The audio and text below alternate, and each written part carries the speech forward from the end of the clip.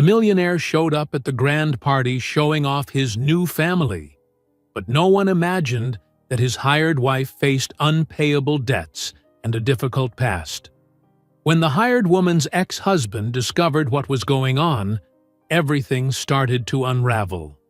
But before we dive into the full story, let me know where you're watching from and what time it is. Now, subscribe to the channel and let's get started. John worked late that Friday, finishing reports and incessantly checking emails. His office was on one of the top floors of a glass-walled building where the lights stayed on well into the night. He barely noticed when his phone vibrated atop the stack of documents. Picking it up distractedly, his heart raced at the sight of his boss's name on the screen. He answered quickly, knowing hesitation was not an option with this man. The boss's voice was cheerful and slightly hurried, as always. He spoke about the big company party scheduled for the next day, something John had completely forgotten, or preferred not to remember. His co-workers had been talking about it for weeks, but John, consumed by his relentless pursuit of productivity, had paid no attention. Now it was too late. The boss enthusiastically repeated how eager he was to meet John's family at the event. He emphasized how great it would be to introduce them to the other executives, potentially boosting John's career. The man on the other end of the line wouldn't stop stressing how much he valued employees with stable lives, making it clear this was John's chance to show his family-oriented side. The truth, however, was that John had no such side. He was single, lived alone in a cramped apartment, and had no children, but out of sheer insecurity, he had once lied in a casual conversation with his boss to fit in. He claimed to be married with a child. It seemed harmless at the time, just a silly remark to dodge questions about always being alone. "I'm really looking forward to meeting them. Introduce them to me at the entrance, all right? I'm sure your wife and son will love it," the boss concluded warmly, making it clear there were no excuses. "Of course, you can count on me. It'll be a pleasure," John replied weakly. When the call ended, he was paralyzed. The office around him felt suffocating, the keyboard silent and useless. Outside, the city was cloaked in night, but John's mind raced with desperate ideas. He hurriedly packed his papers and turned off the lights, a chill running down his spine. He needed to leave. Staying there any longer, he felt, would lead to a breakdown. He walked through the empty hallways to the elevator, nodding only to the night guard. When he finally stepped onto the sidewalk, the fresh air made him breathe deeply. Even so, his mind churned over the bizarre situation. Simple lies had snowballed into something huge and dangerous. If he were exposed, he'd lose his boss's trust, and worse, jeopardize his long-sought promotion. As much as he hated to admit it, his job was everything to him. There were no close friends, no romantic relationships, nothing beyond corporate goals and achievements. As he walked toward the subway, memories of how the wife and child story began resurfaced. He had felt pressured during a casual conversation months ago when his boss asked if a family member was sick. To seem more relatable, John had fabricated a story saying his wife was going through some health challenges but would soon recover. Pure improvisation. One lie had led to another. He never imagined the day would come when he'd have to confront it with such urgency. He passed through the subway turnstile, leaned against a support bar, and rode the train, barely noticing the people around him. He needed a plan, and he needed it fast. Arriving at his apartment, a tiny loft downtown, he threw his work bag onto the couch and collapsed into a chair. If only he knew someone who could pretend to be his wife. But there wasn't enough time to think this through calmly. He looked around, noting how his home mirrored his solitude. A worn sofa, a small table cluttered with coffee mugs, nothing resembling a real household. The idea of hiring a professional actress crossed his mind, but he didn't know how to find someone trustworthy in less than 24 hours. Plus, an actress might charge too much, ask for references, or even think he was completely insane. He called 2 childhood friends, but both laughed at the story and said they didn't know anyone who could take on such a role. One friend jokingly suggested he post about it on social media. John hung up, dismissing the idea. The clock on the wall showed it was nearly midnight. His body was exhausted, but his mind wouldn't rest. Then he remembered Christine. She wasn't exactly a close acquaintance, but they had worked together on a volunteer project to raise funds. He recalled that Christine was going through financial difficulties. She seemed like a strong woman with a striking smile, but dealt with serious money problems. If anyone would agree to take money for a role, it might be her. Not that they had much interaction, but it was a glimmer of hope. He pulled up her contact info from an old volunteer list, his finger hovering over her name, hesitant to call. What if she found him ridiculous? What if no one agreed to this madness? Then he reminded himself he had no choice. He needed to solve this before morning, or it would be the end of his reputation. Mustering his courage, he hit the call button. The phone rang several times before she answered. "Hello?" Christine's voice was a little groggy, perhaps suspicious. "Hi. Sorry to call so late. This is John. I'm not sure if you remember me. We worked together on the fundraiser for the nursing home?" "Yes, I remember. You helped a lot with that campaign." "Right. Look, I have a situation. Well, it's a bit unusual, but I was wondering if we could talk tomorrow. It's urgent and work-related." "Work? What kind of work could be so urgent?" "I'll explain when we meet. Can we meet at a cafe? I'll buy you coffee or dinner, whatever you prefer. I just need 30 minutes of your time." She agreed, albeit cautiously, asking him to text her the address. Then she hung up.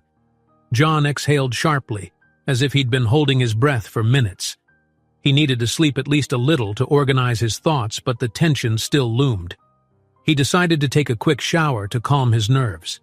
As hot water poured over his shoulders, he rehearsed how he might ask Christine for such an absurd favor. When he emerged, he sat on the edge of his creaky bed, overwhelmed by the absurdity of his predicament. His phone glowed on the nightstand, displaying messages from co-workers chatting about the upcoming event. There was no way out. He either showed up with a non-existent family or publicly admitted his lie. Between the two, he hoped Christine might give him a chance. Sleep came late, restless and troubled. John dreamed of arriving at the party alone, with the boss laughing at him in front of everyone. He woke in the middle of the night, drenched in sweat, convinced it would be better to die than face such humiliation. Turning over, he tried unsuccessfully to sleep again.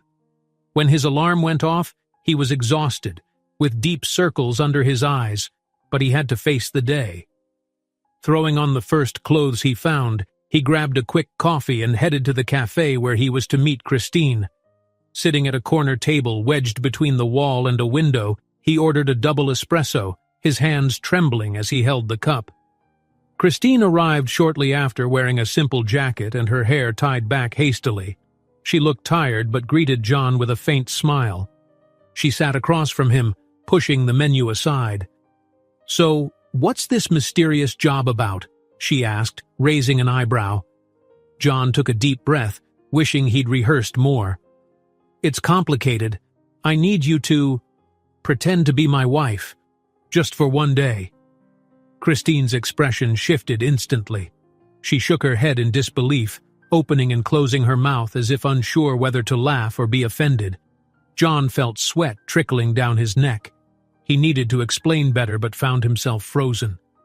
He thought about all the lies that had led him to this moment. Now, everything depended on her to prevent it all from collapsing. John spent a sleepless night, obsessing over how he would handle his conversation with Christine that morning. By the time he got up, a knot had already formed in his stomach, leaving him too anxious to eat breakfast. The pressure loomed over him, a constant reminder that he had to say something wildly unconventional, and that he desperately needed her help. He arrived early at the diner they had agreed upon, taking a corner table by a window overlooking the bustling street. Cars moved at a steady pace, and hurried pedestrians weaved in and out of view, but the world seemed to blur into a static backdrop as Christine stepped through the glass door. Her hair was pulled into a simple bun, and her face bore a mildly suspicious expression. Still, she approached the table with a cordial greeting. "Good morning," she said, not quite smiling. "Good morning. Sorry about the early hour. I know yesterday was already a bit much." Christine nodded, pulling out a chair and sitting across from him. Before she could open the menu, John signaled the waiter to give them a few more minutes. He wanted to get straight to the point. His anxiety was palpable as he fidgeted with the edge of the table. "You said you needed something urgent. I assume this is about what you mentioned yesterday. So, tell me everything," Christine said directly. He took a deep breath, the lump in his throat almost choking him. Still, he began to recount. He explained how, at work, everyone believed he was married with a child. At first, it had been a harmless way to fit in and avoid awkward questions about his solitary life. But the lies spiraled when his boss showed a particular fondness for employees with families. Now, with the company party just a day away, he found himself trapped. He needed a fake wife, someone who could pass as the love of his life. Christine listened intently, processing every word.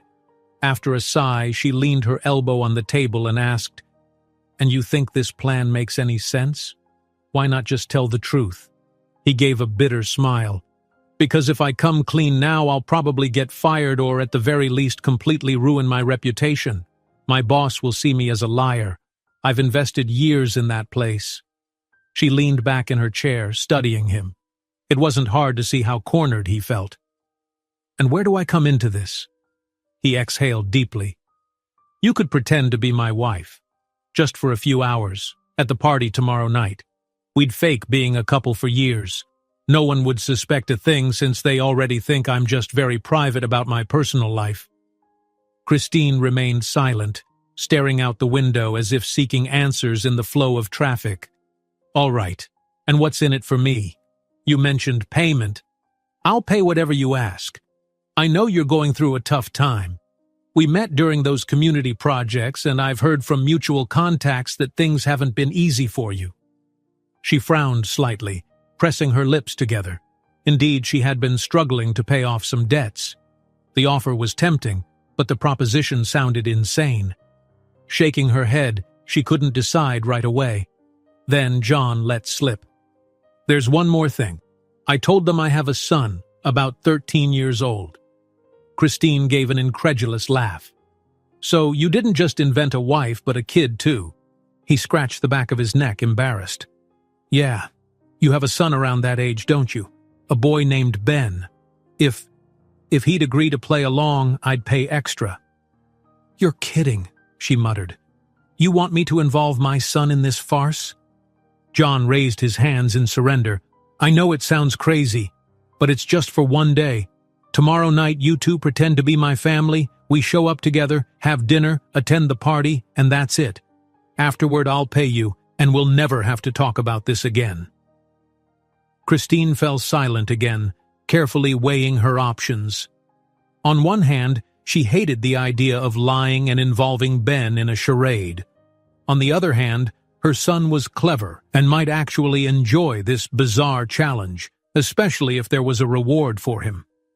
Taking a sip of water, she tried to sort through her thoughts. "You know, a few months ago I fell behind on my rent. I have other debts.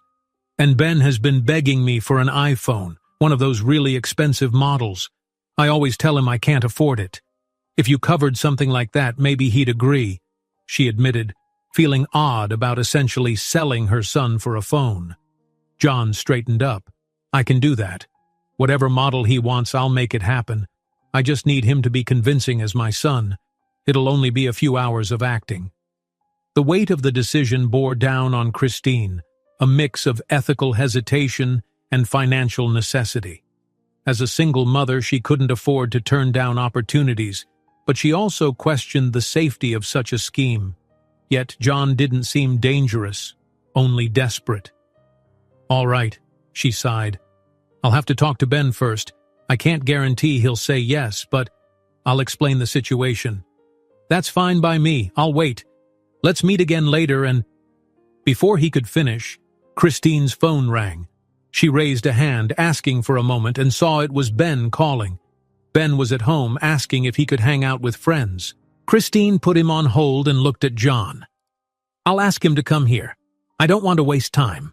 You two should talk directly." "Sure, of course." She returned to the call and told Ben to meet her at the diner. Within half an hour, the boy arrived, wearing a baseball cap and headphones, looking impatient. Christine introduced him to John, who forced a friendly smile despite feeling a bit ridiculous. "So you're the guy who wants to pay me to pretend to be your son?" Ben asked bluntly, dropping his headphones to his neck. "Straight to the point, I see."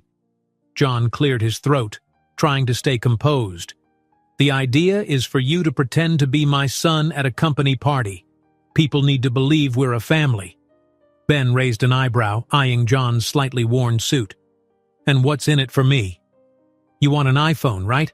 I'll buy it if you do a good job." The boy chuckled, skeptical. "Seriously? You'll buy me a phone just to fake being your kid?" "Yes," John replied firmly. "But it's important that you're convincing, okay? My boss can't suspect anything." Ben glanced at his mother, who was silently observing. Christine felt a twinge of guilt, but decided not to interfere. She knew her son's independent nature and his knack for handling unusual situations. As absurd as this was, it might even amuse him. "All right," he agreed, crossing his arms.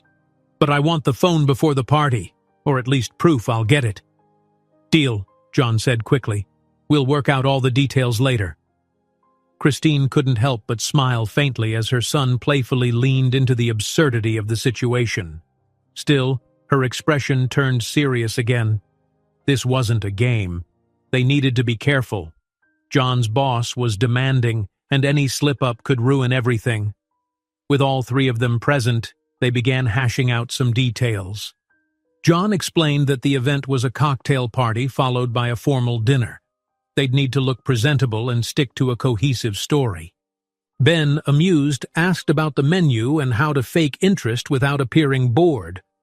"You're a smart kid. I'm sure you'll pull it off," John said, trying to sound confident despite the turmoil inside him. As the conversation wound down, they agreed to meet later that evening at a quieter location to finalize their plan. Family history, dates, how they met, and other plausible details. The plan felt increasingly convoluted, but John convinced himself it was better than showing up empty-handed. Ben got up to check out the menu, intrigued by the sandwiches and drinks. Christine leaned closer to John, lowering her voice. "I'm trusting you with this. I haven't gotten into trouble in years. But if anything goes wrong, I'm out. No hesitation." John promised everything would go smoothly. Though guilt gnawed at him for dragging her into this, he had no other choice. He needed this fake family, and Christine's directness was already making her an invaluable ally. After a few more minutes, they wrapped up. Christine suggested their next meeting take place at a discreet restaurant where they could rehearse their story. Ben agreed but insisted it serve food he liked to make up for the craziness. John laughed nervously, finding the boy's attitude both refreshing and unsettling. As they left the diner, each went their separate ways. Christine and Ben walked to a bus stop, chatting quietly. John lingered behind, paying the bill and reflecting on how this bizarre scenario could reshape his life. Outside, he slipped the receipt into his pocket and watched the pair disappear down the sidewalk. Ben laughed at something his mother whispered, possibly a joke about their upcoming performance. John sighed, relieved to have secured his family, but the weight of their expectations pressed heavily on him. If anything went wrong, it wouldn't just be his job on the line. Their trust and well-being were at stake, too. Unable to shake his nervous energy, he headed to the office, already dreading the dark circles that would mark another sleepless night. He'd spend hours drafting answers to potential questions his boss might ask. Yet, beneath the anxiety, a strange flicker of excitement stirred. For the first time in years, he had people by his side, even if it was under contract. Hands in his pockets, he allowed himself a faint smile, recalling Ben's bluntness about the iPhone. Absurd as it was, this might be more than just a charade. It could be an opportunity to rediscover companionship and empathy after years of burying himself in spreadsheets and deadlines. With the morning sun illuminating the street, he walked on, trying not to dwell on the risks. For better or worse, his mundane routine had taken an unexpected turn. Now he had only one day to craft a believable family and convince his colleagues of its authenticity. Though the stakes were high, the thrill of escaping monotony was undeniable.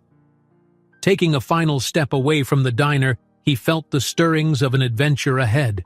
His heart raced, his stomach churned, and his mind swirled with images of the upcoming party, walking in with Christine and Ben, all smiles, projecting a flawless facade. He nearly laughed out loud, imagining his boss's reaction. But above all, he knew this had to work, no matter the cost. John left the diner feeling a mix of relief and panic, knowing he now had a family, but only for a day. John checked the time on his phone once more as he crossed the busy street and approached a small restaurant with a simple yet cozy facade. It was already past 8 in the evening when he finally arrived. From across the road, he spotted Christine and Ben standing in front of the dimly lit sign. Christine wore a light jacket and was observing the flow of traffic, while Ben was absorbed in his phone, a faint smile on his face, perhaps amused by a message or a game. "You two got here first?" John asked, adjusting the sleeve of his jacket. "We've been here a few minutes," Christine replied, exchanging a glance with Ben. "The place seems quiet, huh? Perfect for us to rehearse." She still seemed oddly serious, as if she couldn't quite believe they needed to practice a family performance. Ben, on the other hand, walked with long strides, exuding impatience but clearly entertained by John's visible nerves. They entered the restaurant and chose a table in a corner, away from the main counter where the owner served customers. The walls displayed simple landscape paintings and striped wallpaper. The lighting was soft, creating an intimate atmosphere that wasn't too dim. The trio sat down, and John promptly ordered 3 waters. He just wanted to ensure his mind stayed clear. "So, we need a plan," he said, placing a small notebook and pen on the table. Ben leaned in to glance at John's notes. "You're making a script? Seriously?" "Yes, because otherwise we'll mess everything up. You two need to know when we got married, how we met, where we've lived all these years." Christine nodded, though her expression was restrained. "We need something solid. People who see a real family can spot inconsistencies like missing dates or details." Ben, however, took a playful approach. "We could say you and John met at some fancy school, or maybe he was your neighbor when you were a teenager, Mom. Like you two wrote love letters or something." "Love letters?" John repeated, frowning. "Why not?" Ben shrugged, laughing. "Just testing how far you'll go." The mood lightened unexpectedly, and for a while they laughed at the increasingly absurd ideas Ben threw out, from owning a poodle named Button to inheriting money from a distant uncle. Christine, however, brought them back to reality. "Let's keep it believable. If John's boss starts asking questions, we can't risk contradictions." She leaned closer, took the pen, and opened John's notebook. "Let's say we met about 4 years ago. We were already dating when Ben turned 12, and then we got married in a civil ceremony. No big party. That way, no one questions why there aren't any fancy photos." "Good," John agreed. "And what date do we pick for the wedding? I need to remember it clearly." "Let's say May, 3 years ago. I'll pick the 15th. It's a meaningful date to me." She hesitated briefly but quickly continued. "Yeah, May 15th works." Ben chimed in, leaning back in his chair. "And when was I born? I mean, what birth date did you give your co-workers?" John blinked a few times, his face flushing. I said September, but I never gave a specific day." "Then let's go with September 9th, close to my real birthday so I don't get confused," Ben suggested, grinning. They spent a while fleshing out the details and agreeing on a coherent story. John jotted everything down, determined not to forget anything. When the waiter brought their waters, they each ordered a simple dish. While waiting for the food, they decided to do a rehearsal of questions, with John playing the boss, Christine as the laid-back wife, and Ben as the slightly bored yet polite teenager. John, with pen in hand, feigned authority. "So, Christine, how did you meet John?" She attempted a natural smile and held John's hand, but the gesture came across as stiff. "We, met at a coffee shop near an office." Ben snickered. "So romantic. Could you smell the freshly brewed coffee in the air?" "Shut up, Ben," Christine retorted, laughing. "We need to get this right." In a moment of awkwardness, John tried to take Christine's hand, but the gesture felt forced. He planted a quick kiss on her fingers as a show of affection, but the effort was so unnatural that Ben burst out laughing, nearly spilling his water. "All right, no overacting," John sighed, composing himself. "Let's say we met during a social project. It has some truth to it, and we got closer from there." "And the wedding was just at the courthouse. No party. End of story," Christine added, still smiling faintly. The group continued rehearsing, gradually growing more confident with each response. Ben amused himself by teasing John about overly formal answers. When the food arrived, the light-hearted atmosphere persisted, but as they finished half their meals, an unwelcome interruption shattered their focus. "Christine, is that you?" The voice came from a man standing by their table, his face hardened and scarred. His tone carried aggression, as if he were spoiling for a fight. Christine's expression turned pale as she recognized him. She clutched her napkin tightly, visibly tense. "What do you want, Omar?" she asked without standing up. "What do I want? I want you to pay me back, or at least have the decency to talk to me." John blinked, confused. He had no idea who this man was, but the tension at the table was undeniable. Ben, who had been laughing moments ago, now wore a serious expression. Omar ignored John entirely, focusing on Christine. "I don't have your money, and frankly, this isn't the time," Christine replied, trying to maintain her composure. "Oh, really? You're here dining out, but you can't pay me back?" He jabbed her shoulder with a finger, his disdain evident. Ben set his utensils down. "Hey, don't touch my mom." Omar narrowed his eyes, sizing up the boy. "And who are you to mouth off? Just another problem she created, I bet." Ben rose from his chair, the sound of wood scraping against the floor sharp. He was taller than Omar expected, but still just a teenager defending his mother. "Don't talk to her like that." The restaurant's patrons began to notice the commotion, shifting uncomfortably. John, watching helplessly, stood as well, attempting to mediate. "Let's all calm down. We can work this out some other way," he said, stepping forward to distance Omar from Christine. Omar sneered and threw up his hands. "Of course you'd step in."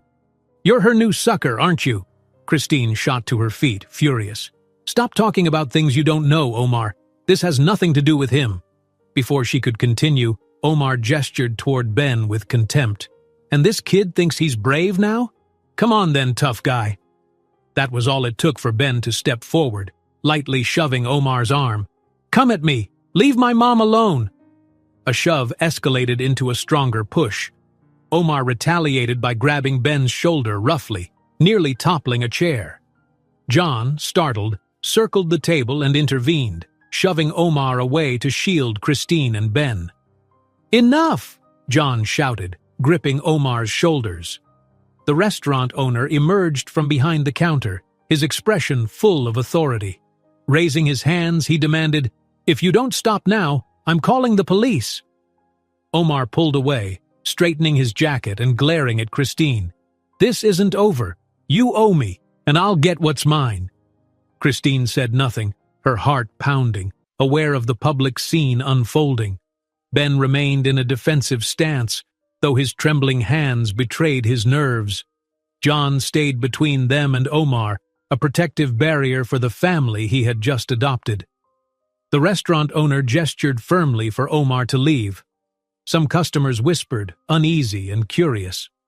On his way out, Omar shot Christine one last threatening look before delivering a final warning.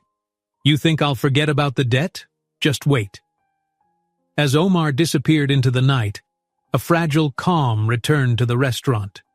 Christine sank back into her chair, her legs weak, while Ben slumped into his seat, breathing heavily.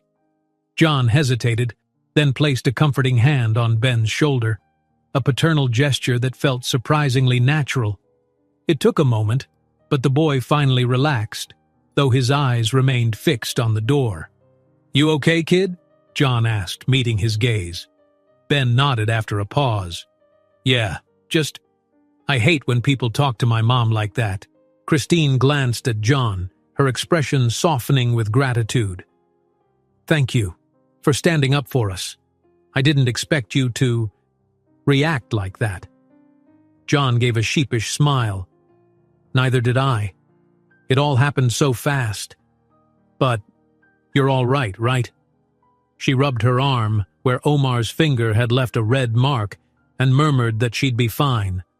The restaurant owner, still upset by the incident, checked to ensure they were unharmed and made it clear he wouldn't tolerate another disturbance. John apologized profusely, paid for their unfinished meals, and suggested they leave to cool off. Outside, the streetlights glistened on the damp pavement. Christine stayed close to Ben, shaken, while John helped her carry her things. The confrontation had disrupted their earlier light-hearted mood, leaving a heavy silence between them. Yet something had shifted. For the first time, Christine saw John not just as a desperate boss, but as a man willing to step in and face problems that weren't his. "If you want, I could help with this," John offered cautiously. "I know we don't know each other well, but if you need anything to settle that—" She shook her head firmly. "No, it's an old issue. I'll handle it. I'd rather not mix things up." They walked to the corner, stopping under the awning of a closed shop as a light drizzle began to fall. The atmosphere was somber, and Ben was unusually quiet, scrolling aimlessly through his phone. Despite the tension, John sensed an invisible bond forming among them. He hadn't expected to feel this protective of Christine and Ben. His actions had been purely instinctive. When they reached the taxi stand, Christine turned to John before saying goodbye. "Thanks again. I didn't think you'd be so quick to defend us." He smiled awkwardly. "That's what family does, right?" He tried to sound light-hearted despite the gravity of the situation. Ben chuckled softly, shaking his head. "Weird family, but family, I guess." They parted ways, agreeing to meet the next day to finalize their plans. For now, they needed to decompress after the evening's stress. Christine and Ben climbed into a taxi, leaving John standing on the sidewalk. He took a deep breath, trying to steady his still shaking hands. He hadn't imagined he'd have to shield them so literally. As he stood there, his phone buzzed in his jacket pocket. He answered it, already dreading what awaited him. It was his boss, far too enthusiastic for a call this late. The man shared some big news about the upcoming party. Harry, the employee considered part of the family, would be attending. John's heart sank. This could ruin everything. Harry wasn't just a respected figure at the company, he was Christine's ex-husband. If Harry recognized her and Ben, John's carefully constructed lie could unravel completely, leaving him no room for escape.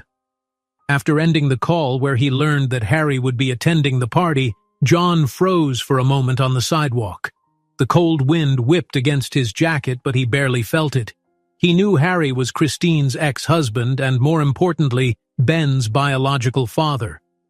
Of all the employees in the company, Harry was the closest to the boss and the most influential in corroborating or unraveling any story John might tell. This could ruin everything. Still shaken by the news, he hailed a cab to the apartment where Christine and Ben were, a sort of improvised headquarters to plan the lie they would stage. On the way, he exchanged quick messages with Christine, asking her not to let Ben hear anything about Harry until he arrived. The taxi rolled through streets lit by orange streetlights as John struggled to maintain his composure.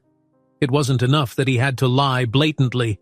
Now the man who could expose him was mere hours away from crossing his path. When he arrived, he hurried up the steps of the old building and rang the doorbell. Christine opened the door, looking as distraught as he felt. "Did something happen? You sent me a strange message telling me not to mention anything to Ben," she said, stepping back to let him in. John removed his coat and told her everything, from the boss's call to the revelation that Harry would attend. Christine's face turned pale in an instant.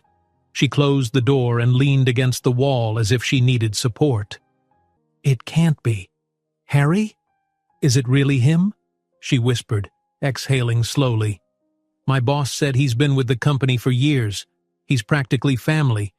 If Harry sees us together—" John didn't finish the sentence, but Christine understood perfectly. Ben, who was sitting on the couch with a portable video game, noticed the strange atmosphere. He stood up, setting the device aside. "What's going on? Why do you both look like that?"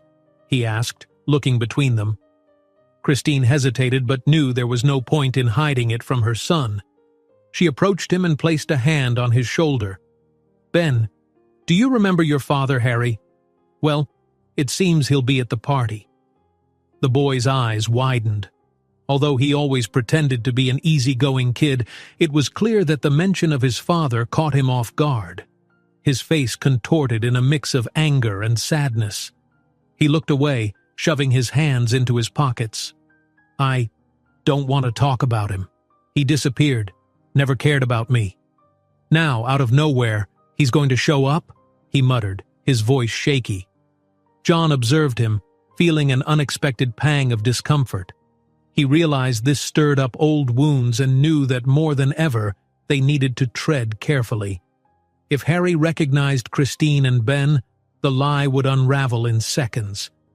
"Ben, I know it's hard, but I need you to act like you don't know Harry. We have to keep up this pretense, or everything will fall apart. And how am I supposed to do that? He knows me. He knows who I am," Ben retorted, indignation rising. Christine shook her head, displaying the same desperation as John. He hasn't seen Ben in years, but yes, he would recognize his own son. Unless— I don't know. She bit her lip, out of ideas. John took a step back, leaning against the corner of the table. "This is bad. If he talks to you, Ben, and sees us together, he'll figure everything out." Silence filled the room. Christine stared at the floor while Ben ran a hand through his hair, trying to hide his frustration. John, feeling the tension thickening, suggested they create an excuse that Christine and Ben would only make a brief appearance, avoiding contact with Harry. But it was too risky. If the boss noticed John dodging introductions or the family being evasive, suspicions would rise quickly. "We need to come up with an even more elaborate lie," he said finally. "Something so that Harry, if he sees us, doesn't tell the boss everything. We have to sell this story.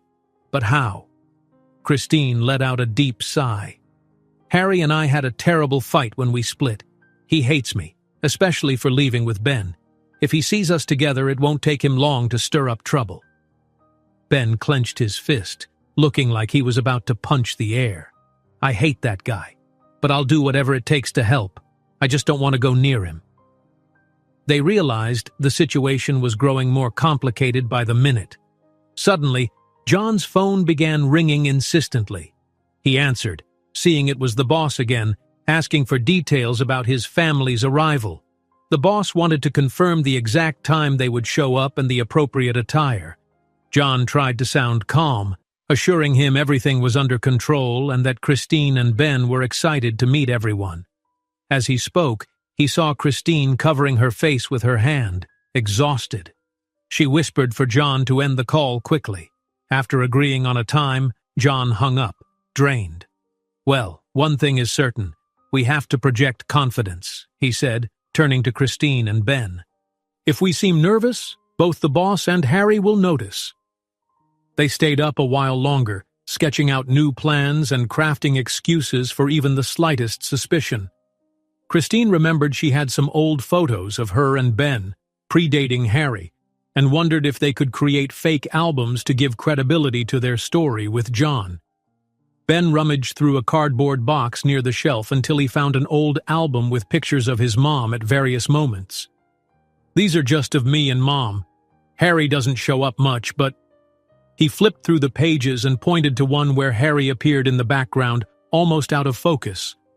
That was him, years ago. Christine took the photo, frowning. Remembering those times brought pain but also certainty that Harry wouldn't hesitate to harm them if he could. When John saw the image, a chill ran down his spine. The thought of this man, so close to the boss, potentially dismantling his professional life, weighed heavily on him. "We need to use only the pictures where he doesn't appear. Maybe even paste in photos of me with you, even if it looks amateurish," John suggested.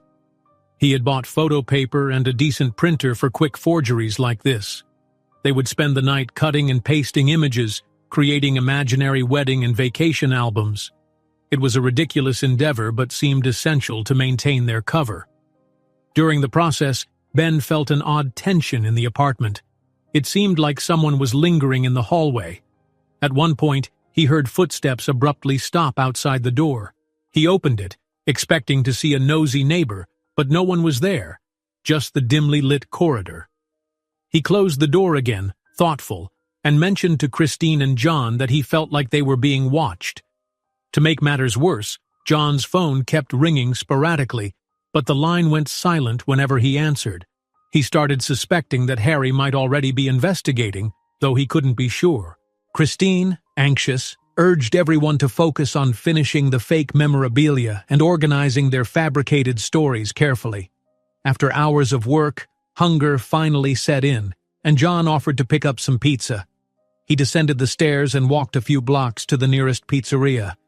The night wind swept through the alleys and he couldn't shake the feeling of being followed. Every time he looked back, though, there was no one there. It might have been paranoia, or perhaps not. When he returned with the steaming boxes in hand, he hurried up the stairs 2 at a time. He knocked on the apartment door and found Christine and Ben organizing the photo collages on the table. The lights were bright, and the television played softly in the background, a weak attempt to ease the tension. "I brought pepperoni and 4 cheese. Hope you like it," he announced, placing the boxes on the makeshift kitchen counter. The 3 ate in silence, exhausted. After finishing, they resumed analyzing every photo and date they had planned. They seemed like soldiers preparing for an imminent battle. Finally, Ben yawned. "I'm sleepy. Can we finish this album tomorrow? There's still a lot to cut," John agreed, clearing a space on the couch for Ben to lie down. Christine said she would stay up a bit longer, though she was almost as tired as her son. John then retreated to the improvised guest room where he was keeping his belongings to finally relax a little. That was when his phone vibrated. He assumed it was the boss again, but the number was unfamiliar. The message appeared sharply on the screen. "I know what you're doing. Stop before you regret it." John's heart raced. It was proof that someone really was watching them, or at least had concrete leads about their scheme. Swallowing hard, he realized this couldn't be ignored. He read the message again, searching for clues about the sender, but nothing appeared. No name, no additional detail, just the warning. Upon returning to the improvised headquarters, John receives another threatening message. Someone knows about the scheme and warns him to stop. John woke up earlier than usual, feeling the weight of sleeplessness in his body. He still remembered the threatening message he had received the night before, warning that someone knew everything and advising him to quit. As concerning as it was, he had to stick to his routine. The day promised to be busy. He dressed quickly, searching for a strong cup of coffee in the makeshift kitchen of the apartment where they were planning the grand deception. Christine was still asleep in the adjacent room, and Ben rested on the couch, half his face covered by a thin blanket. Trying not to make any noise, John drank the bitter coffee and left a note for Christine, explaining he was going out to buy suitable clothes for her and Ben. They needed to look like the perfect family at the party, their image flawless. He opened the door carefully, tucked a cap onto his head to shield himself from the morning sun, and descended the stairs, the sound of his footsteps echoing in the building. Once outside, the crisp morning air hit his face. He needed to clear his thoughts. That anonymous message could have been a bluff, but deep down, John was certain someone was on his trail. Despite that, quitting was not an option. He would lose his job, his reputation, and the money he had promised Christine and Ben. Shaking off negative thoughts, he walked until he found a newly opened clothing store. Maybe he could find something suitable there. Inside, he surveyed the mannequins dressed in formal attire and tailored dresses. He needed something affordable yet sophisticated. He chose an elegant outfit for Christine in neutral tones that would complement her complexion. For Ben, he picked something youthful but neat, a light shirt, dark pants, and a lightweight blazer. As he deliberated over sizes, he checked his phone for messages. None. The silence unsettled him. As he left the store carrying shopping bags in both hands, it happened. A man appeared from the side of the building, walking briskly toward him. He wore a dark jacket, his hood partially obscuring his face. John barely registered the shadow advancing before he felt a sharp shove at his shoulder, causing him to drop the bags. "What do you think you're doing with Christine?" the man growled, pinning John against the wall. Startled, John struggled to break free. Who are you?" No answer came. Instead, he received another shove, hard enough to slam his back against the cold wall. His reading glasses, tucked into his pocket, fell, and he barely had time to process what was happening. One of the bags spilled onto the sidewalk, scattering the newly purchased clothes. "Think you can mess with Harry's family, you idiot?" the man snarled. Hearing the name he feared most sent a chill through John. It was true. Harry was behind this, or someone close to him. A metallic taste of fear filled his mouth. He tried to resist but had no experience in fights. A punch to his jaw left him reeling, clutching his face. "Please, don't do this," he stammered, unsure what else to say. The man grabbed his shirt collar, pinning him harder against the wall. "Stay away from her, and stop this wedding charade, got it? Push this, and you'll regret it." Another blow landed on John's abdomen, knocking the wind out of him. He was sure his body would be bruised all over. Amid the pain, he thought of Christine and Ben, realizing he had to protect them. That thought sparked a moment of courage, and he managed to push the assailant off balance, just enough to loosen his grip. Stumbling to the side, John tried to gather the bags, but the man lunged again, punching his arm. "Quit while you can," the attacker hissed through gritted teeth. A car horn blared as it passed, startling them both. The street was becoming busier, and the man seemed reluctant to attract more attention. With a hateful glare, he backed off, shouting over his shoulder, "If I see you near her again, you're done." Breathing heavily, John stood trembling, his lips stinging. He watched the man disappear into the crowd. Shaken, he bent down to pick up the scattered clothes. His fingers trembled, and his face throbbed. Glancing at a nearby store window, he saw a cut above his eyebrow and his shirt rumpled and dirty. He staggered into a nearby alley to check the clothes. One item was soiled, but nothing irreparable. His body ached in multiple places, his heart racing with the certainty that Harry, or someone working for him, would stop at nothing to ruin their plan. He needed to warn Christine but didn't want to alarm her. There was no choice. The party was the next day, and everything had to go as planned. After a moment to collect himself, John called a taxi to return to the apartment. Once there, he climbed the stairs, his steps uncertain, his jaw throbbing. When he opened the door, Ben and Christine were arranging fake photos in an album, still groggy. They turned, their expressions shifting to shock at the sight of his injuries. "John, what happened?" Christine asked, rushing to him. He set the bags down, attempting a smile that came out as a grimace. "A little problem. Nothing serious. Just some guy attacked me on the street." Ben approached, inspecting the cut on John's eyebrow and his bruised face. "This doesn't look like a little problem. Did you fight a pro boxer?"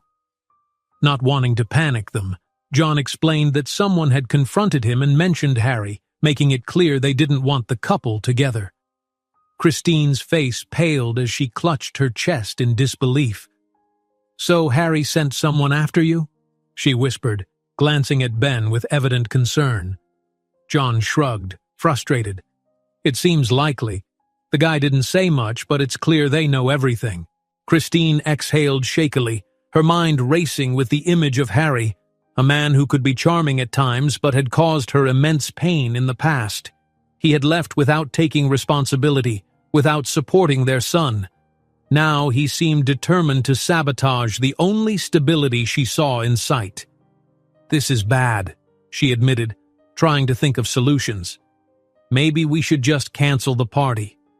Ben interjected, frowning. "We can't. If John backs out, he loses his job, can't pay us the money, and—" "I don't get my iPhone," he added with a hint of humor, though his tone was serious. John nodded in silent gratitude. "I'm sorry, Christine. I didn't think it would come to this. But if we cancel, I lose my job, and you lose the financial support. I can't let Ben go without." Christine sighed, realizing there was no easy way out. It was madness, but it was their only viable option. Looking at John's battered face, she felt a flicker of compassion. He had done so much to help them, first defending them at the restaurant, now enduring a street fight. "Are you okay at least?" she asked, placing a gentle hand on his shoulder. "It hurts, but I'll manage," he said, forcing a smile. "I just won't look great for the party with a black eye." Ben let out a short laugh. "You can say you walked into a door or played a rough basketball game. We'll think of something." Christine shook her head, still shaken, but appreciating Ben's ability to lighten the mood. She went to the kitchen to get a cloth with ice and handed it to John to press against his injuries. He murmured a quiet thanks as the cold eased the pain. The rest of the afternoon was tense but productive. John laid out the clothes he had bought for Christine and Ben to try on. Despite the crumpled fabric and a few stains, the outfits were elegant and appropriate for the occasion. They even managed to laugh at the thought of Ben in a dress shirt, a departure from his usual casual style. "At least if someone asks, I can say this bruise is proof I defended you," John joked, catching his reflection in the window. "Well, in a way it is," Christine replied, offering a faint smile. By evening, the three were exhausted. They ordered takeout and discussed strategies to avoid Harry at the party. Their plan was to arrive, greet the boss, endure the speeches, and leave before Harry could interfere. It wasn't foolproof, but it was something.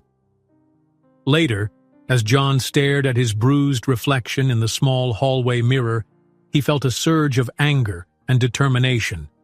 He couldn't let Harry's cowardice win. Christine approached with a refreshed ice pack, and he thanked her with a quiet nod. "Tomorrow will be tough," she said, her voice laced with worry. "I know," he replied, not breaking his gaze, "but we'll get through it. Together." Christine glanced at Ben, who was engrossed in his phone but occasionally watched them curiously. Turning back to John, she extended her hand in a gesture of solidarity. He took it, feeling the warmth of her touch and sensing that they were all in this together now. It wasn't just about lying to the boss anymore. It was about facing threats and painful memories that refused to stay buried. In silence, John and Christine locked eyes, searching each other's faces for remnants of courage. The moment felt suspended until Ben cleared his throat, making them share a faint smile.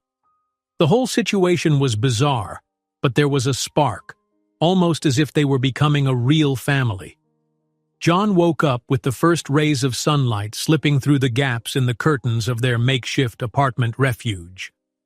The previous night had been long, filled with last-minute tweaks to the plan for the upcoming party. Each of them had slept restlessly, without any true rest. As he got up, John rubbed his eyes and ran a hand across his aching face. The bruises on his eyebrow and jaw still throbbed, a painful reminder of the attack he'd endured on the street. He had to stay strong. It was the eve of the big event.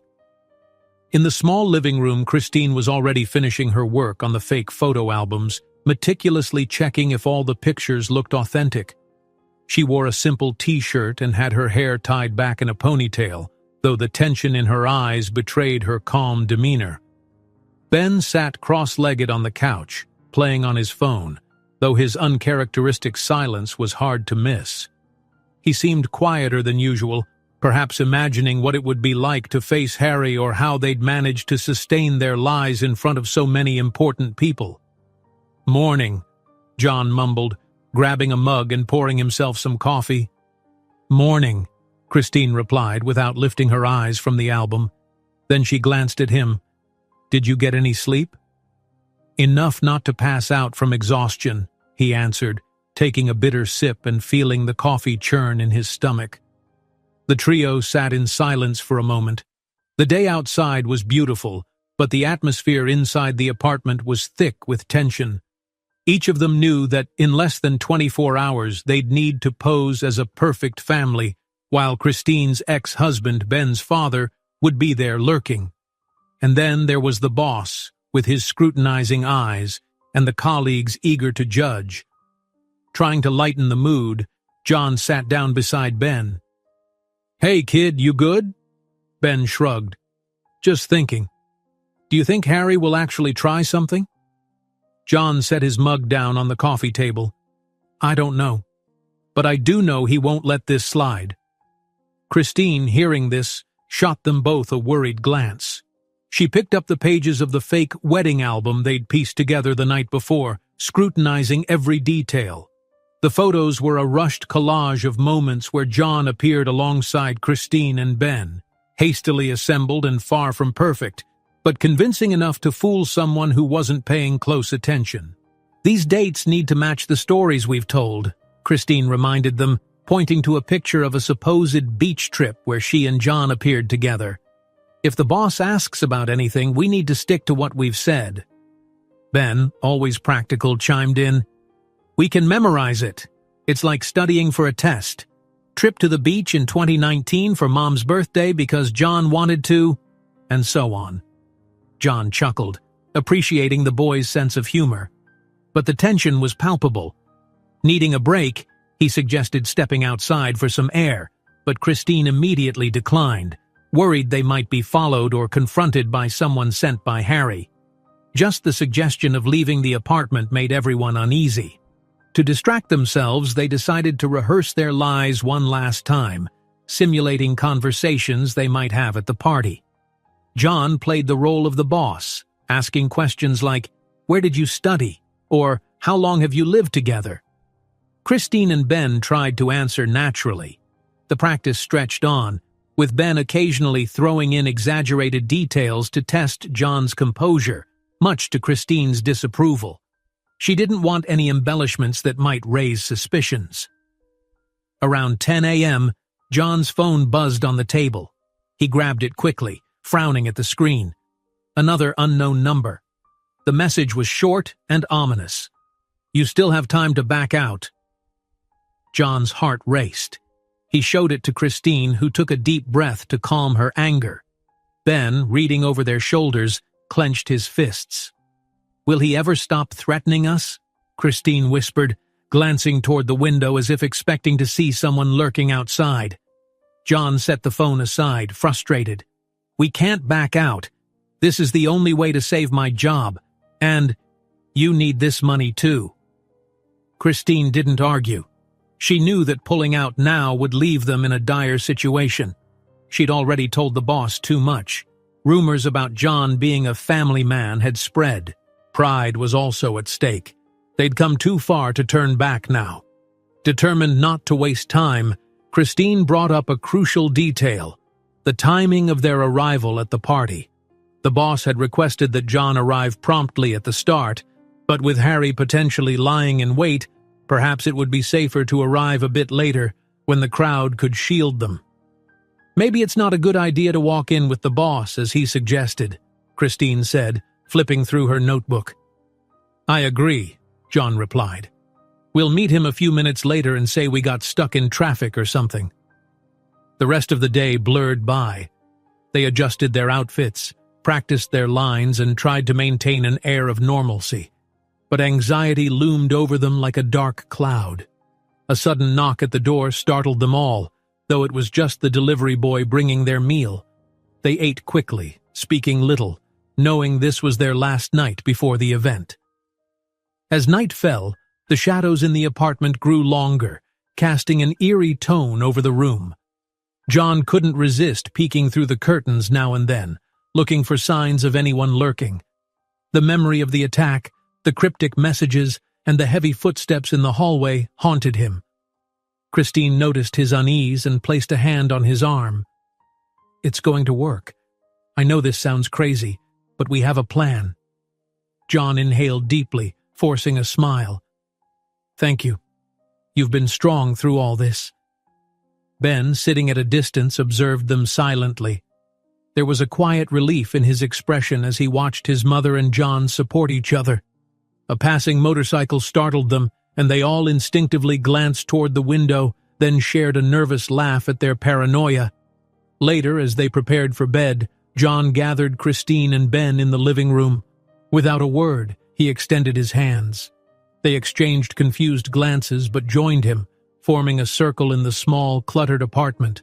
John looked at them with determination. "Tomorrow, we'll make this work. One way or another." John woke up to the blaring sound of the alarm clock, his heart pounding faster than usual. It was the big day. He turned on the makeshift mattress and saw Christine already up, carefully smoothing the dress she had chosen for the party. A quick glance at Ben, curled up on the couch, showed the boy trying to stretch the last moments of rest. No one in the apartment had slept well, but somehow they all had to gather the strength to face what awaited them. Before a single word was spoken, the silence already carried the weight of accumulated tension. John got up, ruffled his hair, and walked to the small kitchen sink to splash cold water on his face. He gripped the edge of the sink, staring at his reflection in the rusted mirror hanging on the wall. The bruises from earlier days were fading but still visible. They couldn't be completely hidden, but Christine had found a makeshift concealer to help cover them up. The faint smell of coffee drew him to the small table where Christine had arranged some bread and toast. She wore a loose blouse, holding off on the dress to avoid wrinkling it before they even arrived.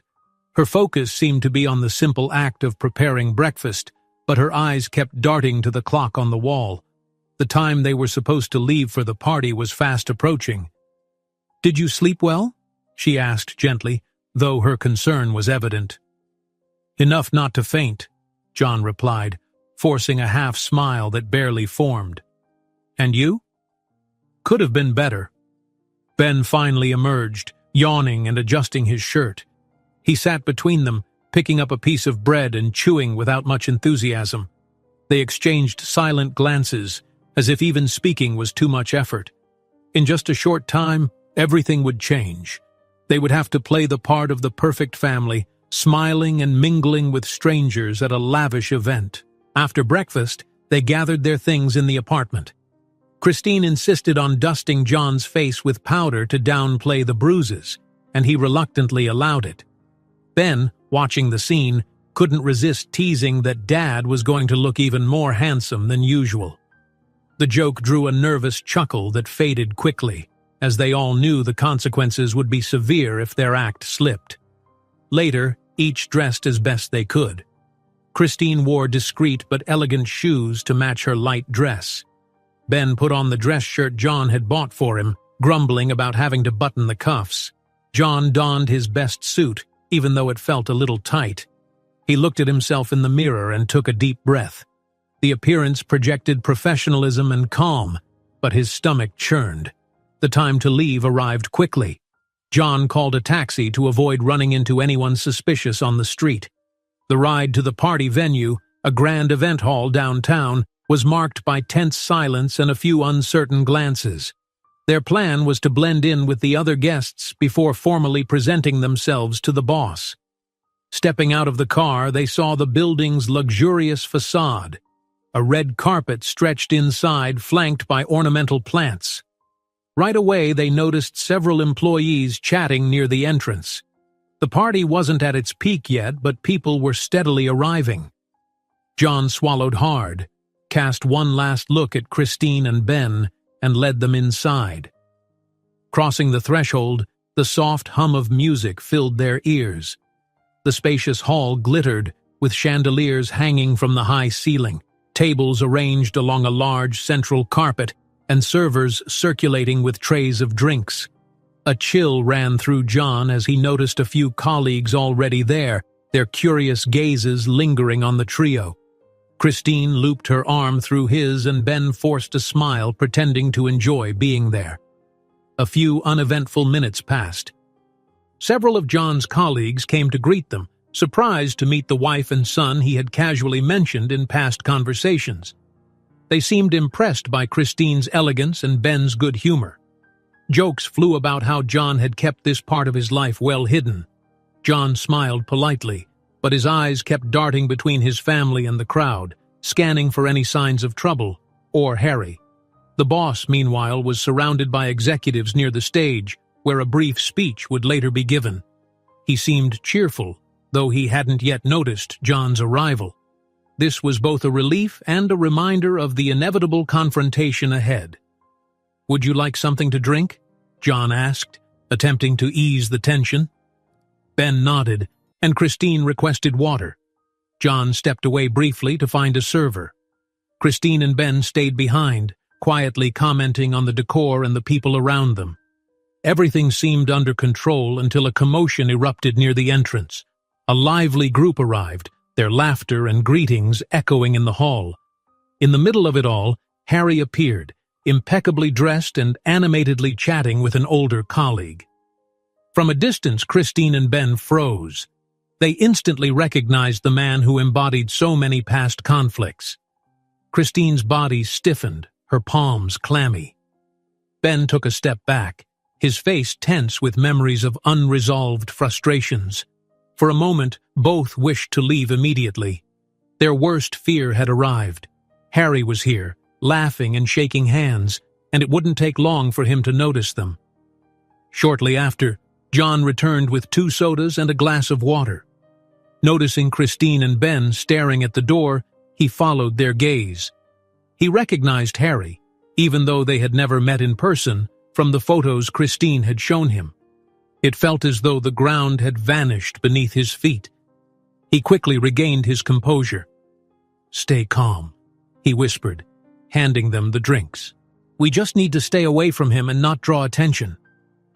Ben nodded, but his expression betrayed his discomfort.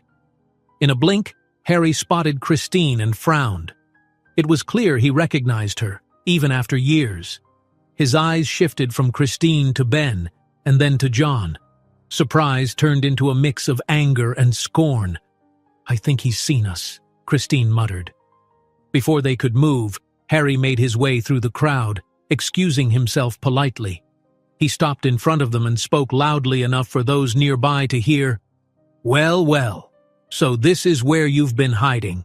What a pleasant surprise, Christine. And Ben, it's been so long." His tone dripped with irony and curiosity, as if demanding immediate explanations. Several nearby employees turned their heads, murmuring among themselves.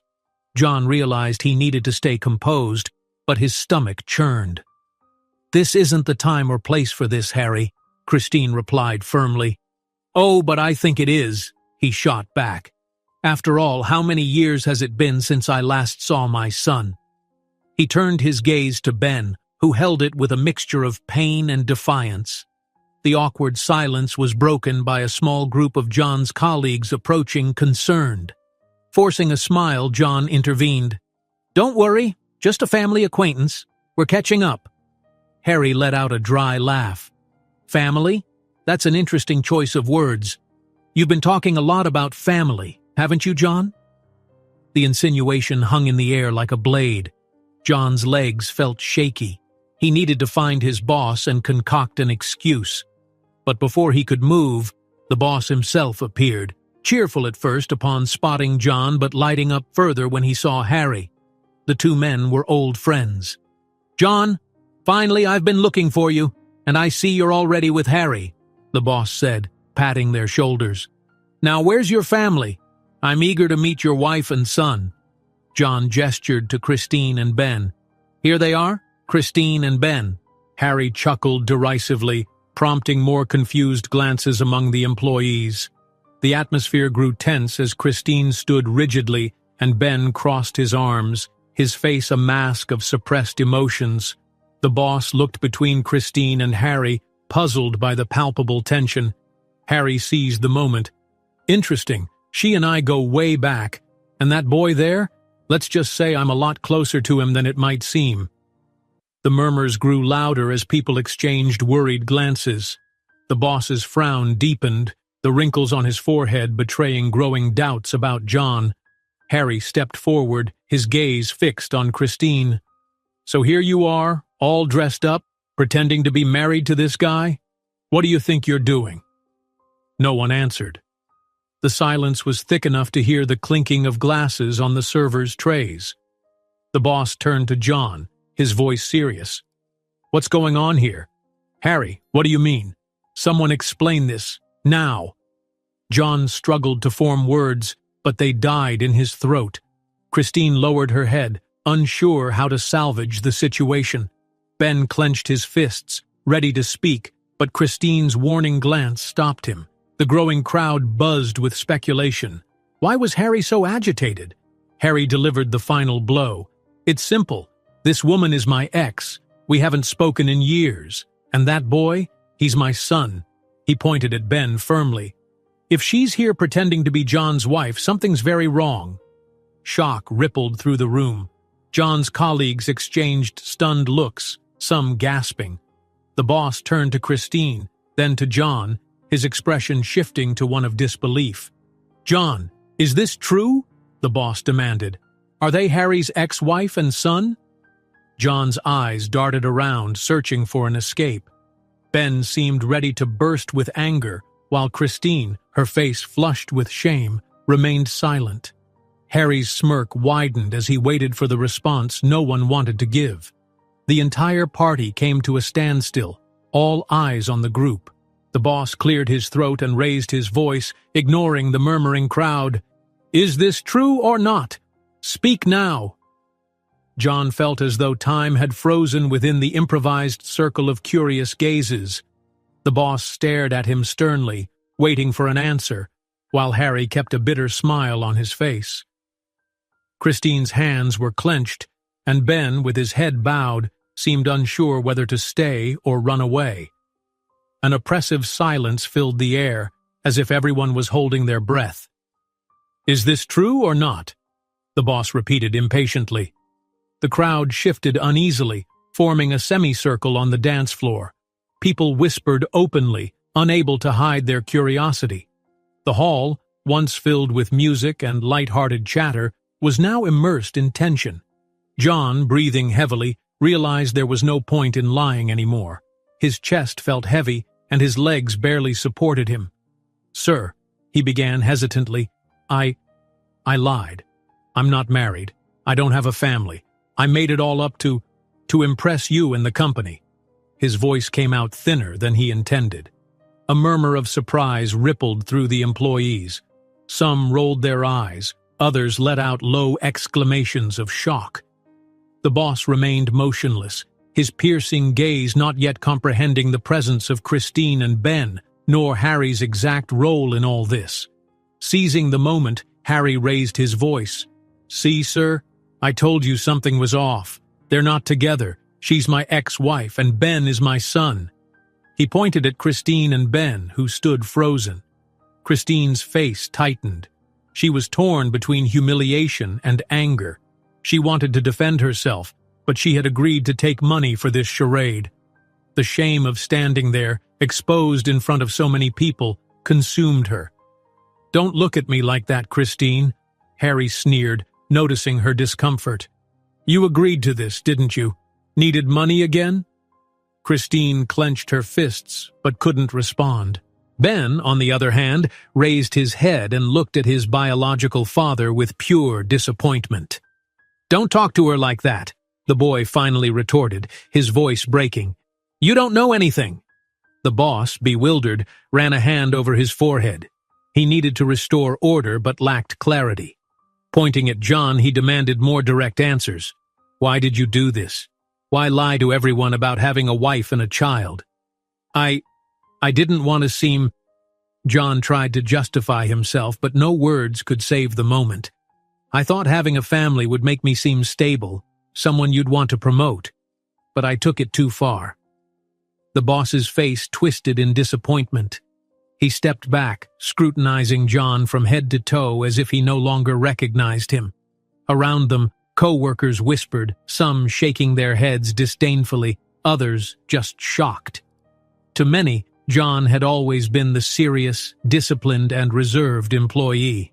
No one had imagined he would hide such a big lie. Harry, triumphant, kept prodding the wound. "He drove me crazy when I saw him with my ex-wife. This is absurd. She needed money, and this guy lied to everyone." Ben, unable to bear it anymore, turned to John.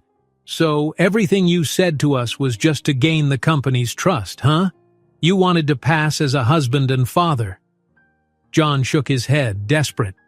"No, Ben, I didn't lie to you and your mother like that. I mean, I did, but not just that. At first, yes, but then—" And once again the words failed him. He wanted to say he had developed some affection for them, that he cared, but it all felt hollow now. The boss, overcoming his shock, raised his voice. "All of you, follow me over there, now!" He pointed to a more secluded area of the hall, trying to prevent the rest of the guests from crowding around further. Christine, John, Ben, and Harry followed him, feeling the weight of dozens of eyes fixed on them in a mix of curiosity and reproach. Once they reached a corner somewhat removed from the crowd, the boss turned to Christine. "Are you really Harry's ex-wife?" "I am," she murmured, lowering her gaze. "But I haven't spoken to him in years." "And this boy is his son?" the boss pressed. "Yes," Harry confirmed, "and she came here pretending the boy was John's." Christine opened her mouth to defend herself, but emotion overcame her. She knew she had accepted John's proposal out of desperation. She needed to support Ben, pay off debts. But how could she explain that without painting herself as the villain? I was in a really tough spot financially, sir. John made the proposal, offering enough to help me. It was a mistake, I know," she confessed, her face flushing with shame. Harry let out a mocking laugh. He turned to John, jabbing his shoulder. "See what you've caused, genius?" The boss cut him off, raising his hand. "Enough. I don't want to hear any more. John, you lied to me and everyone in this company. You toyed with our trust. Did you really think you could fool me?" John's heart raced. Though he knew everything had fallen apart, he still dreaded hearing the inevitable words. Termination. He needed to try to defend himself, but each attempt to speak dissolved into air. I have no excuses, sir. I truly lied. Please, just don't hold it against Christine and Ben. It was all my idea. They only got involved out of necessity," he managed to say, his voice trembling. Christine lifted her eyes, surprised to see John defending her in that moment. Yet she still felt used, trapped by her desperation and John's promises. The boss closed his eyes, taking a deep breath. He seemed almost pained. Then he raised his head, his tone turning cold. "John, you need to leave this event now, and don't expect to come to work tomorrow. You're suspended. I'll think over your case, but as far as I'm concerned, you're out of this company. Do you understand?" John bowed his head, resigned. Around them, several people pretended not to listen, but it was impossible to miss the boss's grave tone. Harry crossed his arms, wearing a triumphant smile. He had won, John thought, bitterness welling up. The boss then turned to Christine and Ben. "You two should leave as well. I don't want any more trouble." Christine nodded. Staying there was pointless. She felt humiliated. Her hands trembled. Ben held her arm, trying to offer some comfort. The two were already leaving when Harry approached Ben, looking at his son for a brief moment as if to say something. But the boy turned his face away, following Christine without exchanging a word. John watched them walk away, an unexpected emptiness filling him. Deep down, he wanted to run after them, apologize, but he was paralyzed, overwhelmed by panic and shame. Harry looked at him with contempt. "Quite the show, huh? I hope it was worth it." John didn't respond, walking away with his head down, leaving the boss to explain to the remaining guests that everything was under control, though there was no control left. The external corridor, leading to the stairs and parking lot, was deserted. The walls seemed to close in, and the silence was suffocating. He heard his own footsteps echo, each one heavier than the last. Reaching the street, he felt the cold night wind. The suit he wore no longer seemed to provide warmth. Every gust felt like a blow, driving home the truth of his failure. The party would continue inside, but his life was in shambles. He checked his phone for messages, finding only confused and shocked texts from colleagues. He locked the screen without replying to anyone. He wandered aimlessly along the sidewalks, still in his suit, his polished shoes gleaming under the yellow streetlights. Each step was accompanied by waves of guilt and self-loathing. He hadn't just lost his job, he'd lost everyone's trust. He had deceived Christine and Ben, and now they felt betrayed. He had let down his boss and co-workers. There was no way to undo it. Stopping at an intersection, he raised his head to look at the imposing facade of the company's building, which stood across from the event hall. That tall structure with mirrored windows was where he'd spent much of his life, nurturing dreams of promotion and success. Now, it all felt so distant and empty. A lump rose from his stomach to his throat. He whispered, barely hearing his own voice, "I lost everything, and I deserved it." John woke up the next morning to the timid sunlight filtering through his messy apartment. He had spent a sleepless night tossing and turning on the mattress, staring at the ceiling, unable to forget the humiliation of the party. Now, sitting on the edge of the bed, he gazed disheartened at the small pile of papers on the coffee table. Overdue bills, a crumpled note he had left for Christine days ago, and on top, a company memo indicating his temporary suspension. A near dismissal. He buried his face in his hands, regret weighing heavy on him. He reflected on how his relentless pursuit of his boss's approval and the fabrication of a fake family had led him to this wretched state. The moment everything fell apart replayed in his mind over and over again. Harry exposing the lie in front of everyone, Christine and Ben walking away, and his career crumbling to pieces. He knew he couldn't sit there wallowing in self-pity. He needed to act, even if it meant owning up to his mistakes once and for all. Resolving to take action, John got dressed haphazardly. Slacks, a slightly wrinkled dress shirt, and a jacket he pulled from the closet. His face bore bruises, remnants of the physical altercations and the tense night at the party. He rubbed his eyes one last time and stepped out. As he descended the stairs of his building, he ignored the curious glance of a neighbor and headed toward the bustling street. His goal, though agonizing, was clear: speak directly with his boss. He wanted one last conversation before his dismissal became official. Salvation seemed unlikely, but he preferred to face the situation head-on rather than hide in shame. On the way, he passed by Christine's apartment building. He looked up at the third-floor windows, lacking the courage to go upstairs. He didn't know how to apologize, nor if she would even be willing to hear him out. Christine's silence at the end of the party, the restrained tears in her eyes, weighed heavily on his heart. And Ben. The boy was likely just as hurt, if not more. John sighed, feeling like a coward for not knocking on their door to try and talk to them, but he didn't think he deserved forgiveness just yet. He moved on, catching a bus to the company building. The ride felt interminable, the vehicle's sway only adding to his discomfort. At every stop, the image of his boss's disappointed expression pulsed in his mind, a constant pang of guilt.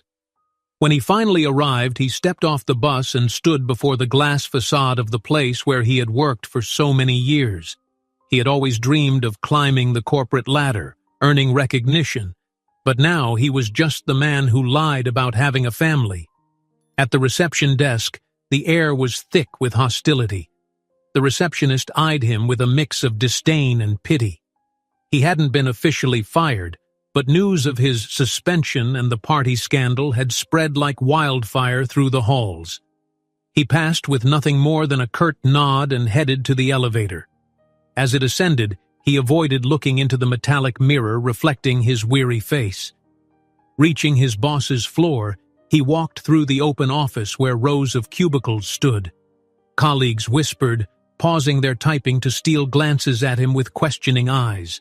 Some pretended not to notice his presence. Others glared with obvious disapproval. Each step felt heavier than the last. He had to swallow hard before reaching the large wooden door of the main office. He knocked softly. A curt voice told him to enter.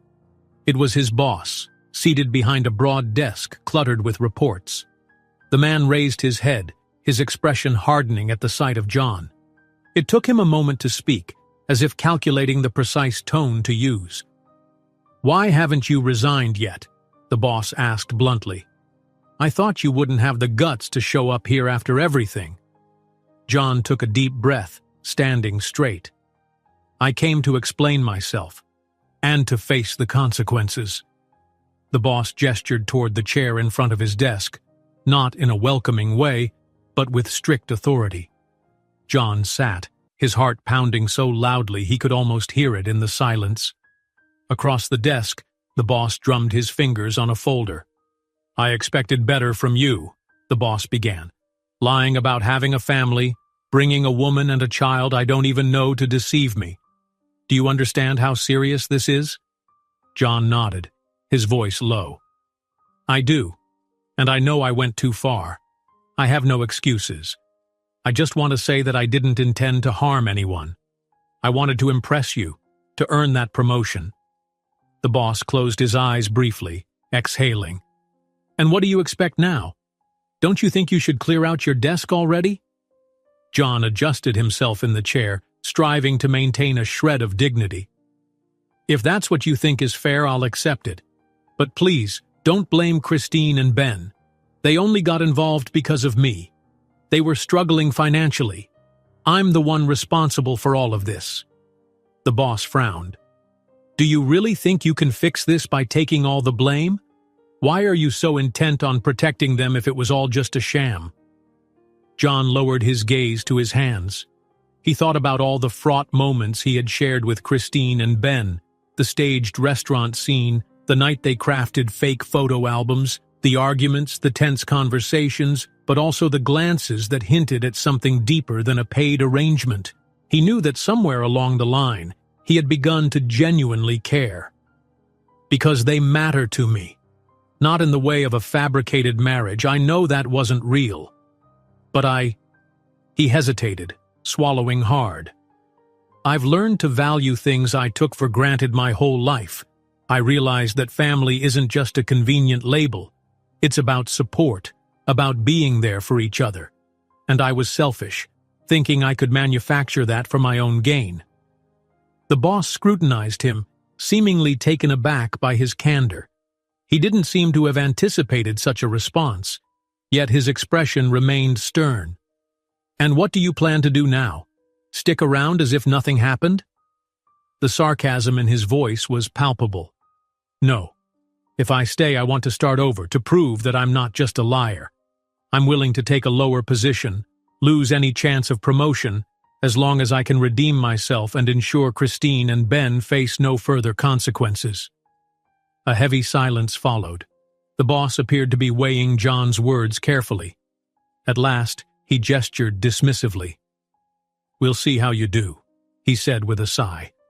"Maybe there's a small chance for you, but don't expect any guarantees." John nodded, gratitude etched in his face. "Thank you, sir."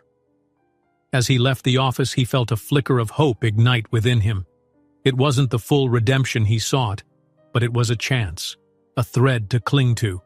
He knew he had to find a way to explain everything to Christine and Ben, to ask for forgiveness. Above all, he had to prove to his boss that he could be an honest man moving forward. Ignoring the curious stares of his colleagues, he stepped into the elevator, a faint sense of renewed purpose lifting his spirits. John woke up early, feeling the usual restlessness that had consumed him since the fiasco at the party. The memory of nearly losing his job and the trust of Christine and Ben throbbed in his mind. Even so, he got up with more determination than in recent days. He had to face his boss that morning and, if possible, seize the small opening that had been mentioned. He dressed in simple clothes. It no longer made sense to flaunt the old aspiring executive suit, and left the house. As he walked toward the company building, the streets still half empty, he recalled every step that had led him here.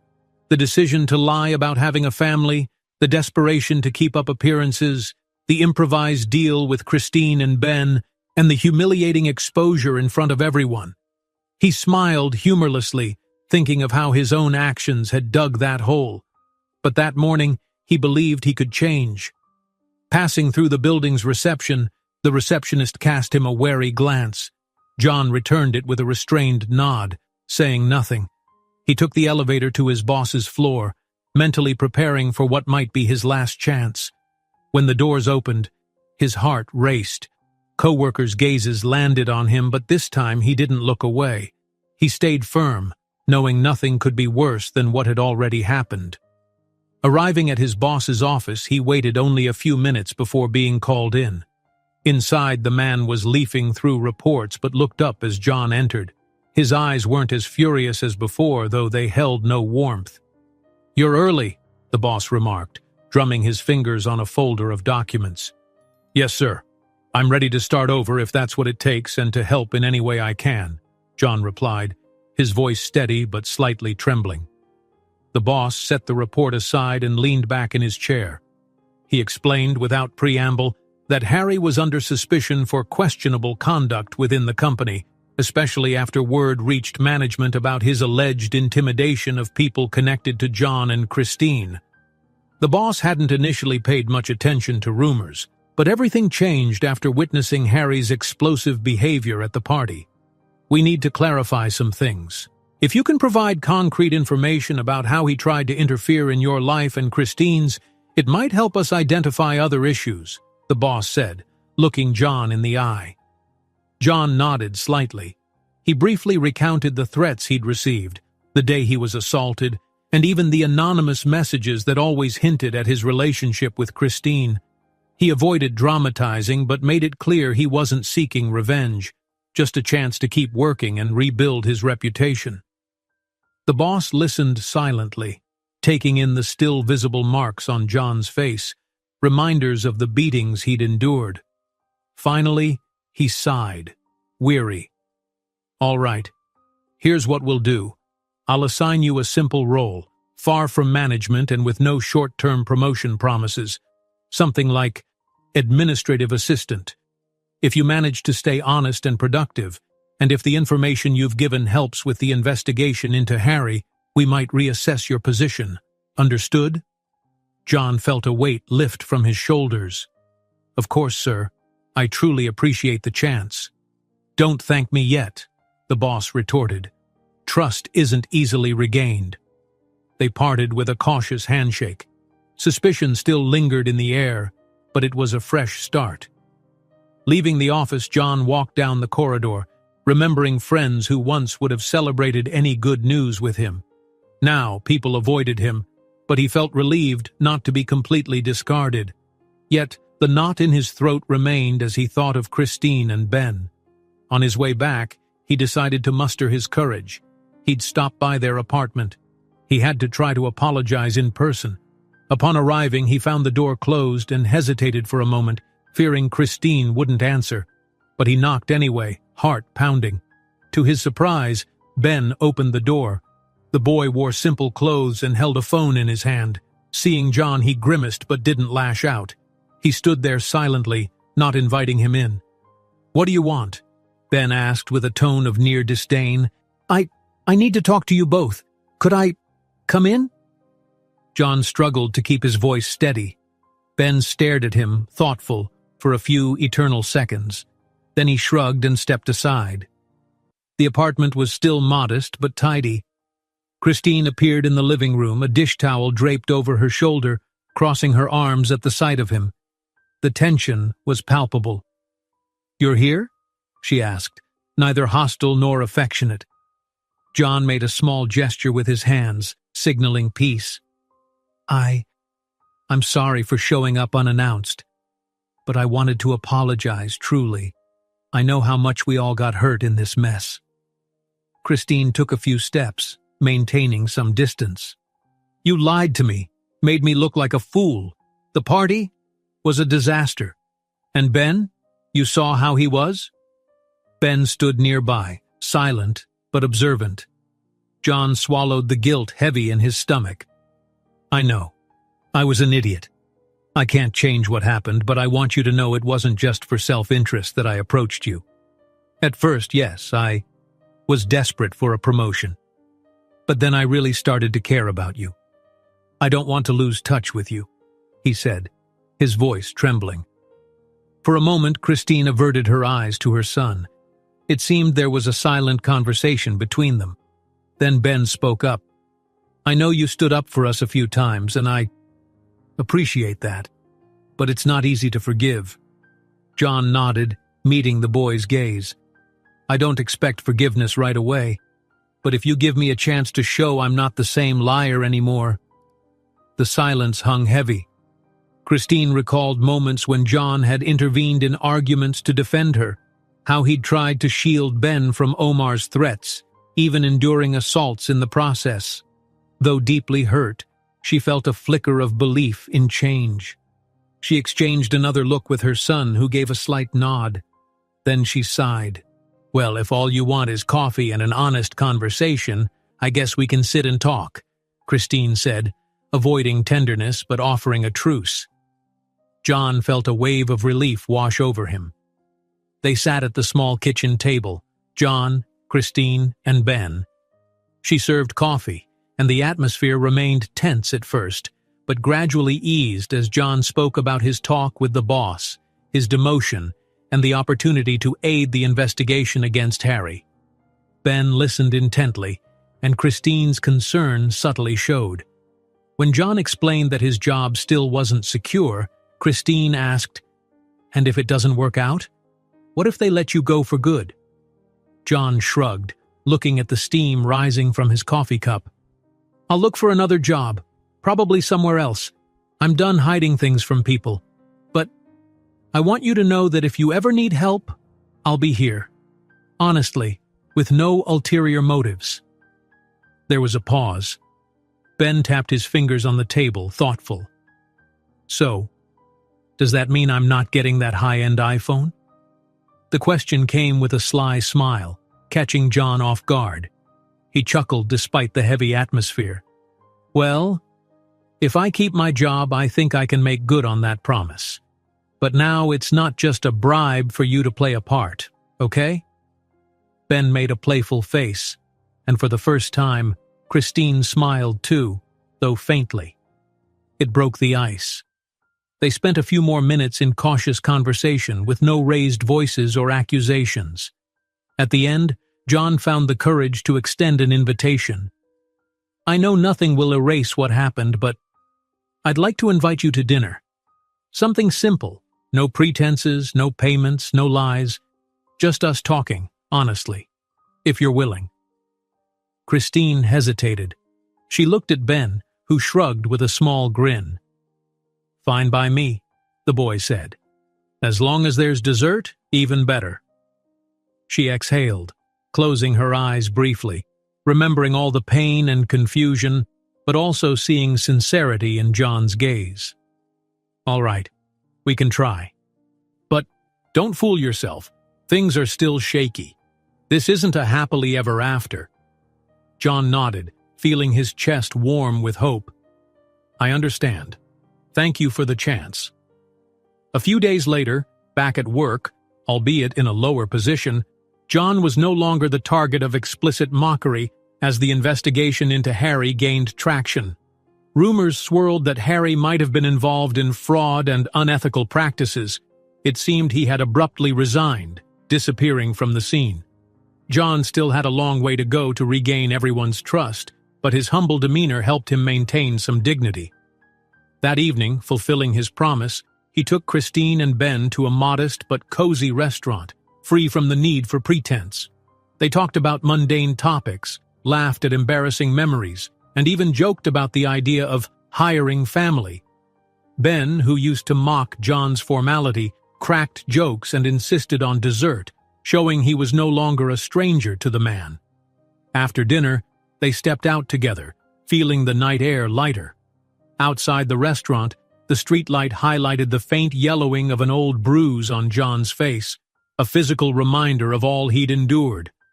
Christine noticed but felt neither pity nor anger this time, only a strange tenderness. John took a deep breath and gave a small smile, looking at her and Ben, who was fiddling with his newly acquired phone.